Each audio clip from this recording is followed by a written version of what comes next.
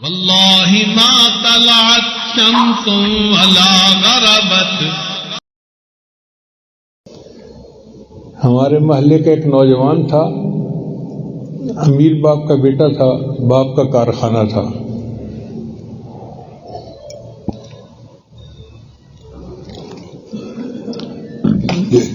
جوان العمر تھا. باپ فوت ہو گیا تو اس کا سارا پیسہ بیٹے کے ہاتھ آ گیا، چونکہ یہ بڑا بیٹا تھا.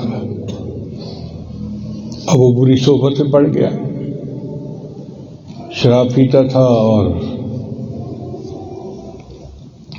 بدکاری کے کام میں کرتا.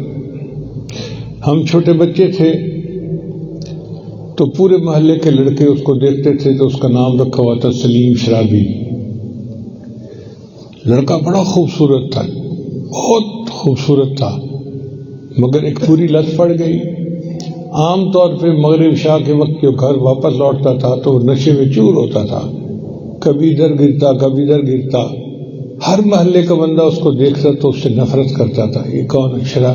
اس کا نام ہی بچوں نے سلیم شرابی رکھ دیا تھا. اللہ کی شان دیکھیں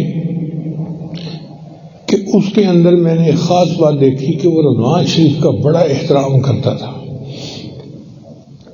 جب رمضان شروع ہو جاتا وہ سر پہ ٹوپی رکھ لیتا اور 5 نمازیں مسجد میں جا کے تکبیر اولیٰ کے ساتھ پڑھتا.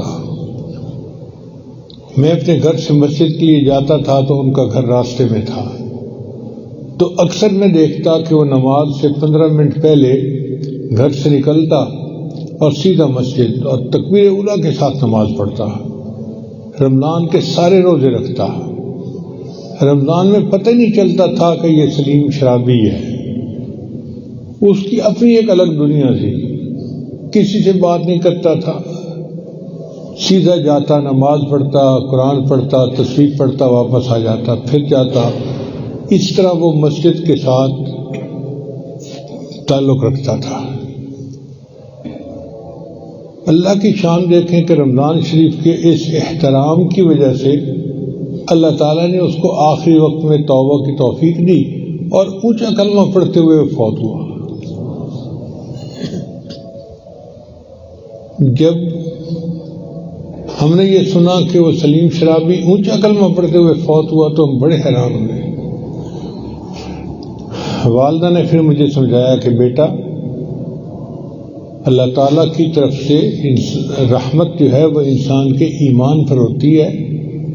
ایمان ہے تو گناہ جتنے بھی ہوں سب معاف ہو جاتے ہیں، اللہ معاف کر دیتے ہیں.